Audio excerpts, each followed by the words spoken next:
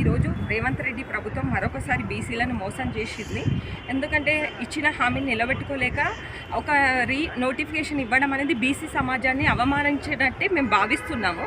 ఎందుకంటే కేంద్ర రాష్ట్రం మీద ఒత్తిడి వేయాల్సిన బాధ్యత మన సీఎం గారికి ఉంది. ఎందుకంటే తమిళనాడులో చూసుకుంటే ఇలానే వచ్చింది. కానీ మన బీసీ సమాజంని మళ్ళీ సామాజిక ఆర్థిక న్యాయ విషయంలో చాలా వెనుకబడి ఉన్నాం.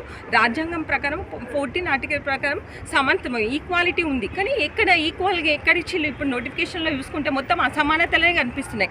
కాబట్టి బీసీ సమాజం అంతా మేల్కోవాల్సిన టైం వచ్చింది. ఇది బీసీ సమాజాన్ని మోసం చేసిన ప్రభుత్వంగా మేము భావిస్తున్నాము. నెక్స్ట్ ఎలక్షన్లో 326 ఆర్టికల్ 326 ఓట్ ఫర్ రైట్ మేము ఓట్తోనే, ఎందుకంటే ఓటుకి మాకు ఏది అవసరం లేదు, మాకు మీ డబ్బులు అవసరం, మాకు కావాల్సింది రాజ్యాధికారం కావాలి. అంతే బీసీ సమాజం అంతా వ్యక్తిగతంగా అవేర్నెస్ అవుతుంది. నెక్స్ట్ ఎలక్షన్లో మేము ఓట్ ఫర్ రైట్ 326 ఆర్టికల్తోని మా బీసీ సమాజం ఏంటో మేము ప్రూవ్ చేసుకోవాల్సిన టైం వచ్చింది. నెక్స్ట్ మా బీసీలే సీఎంలు పీఎంలు అన్నీ అవే రోజులు ముందున్నంగా మేము భావిస్తున్నాము. Thank you so much.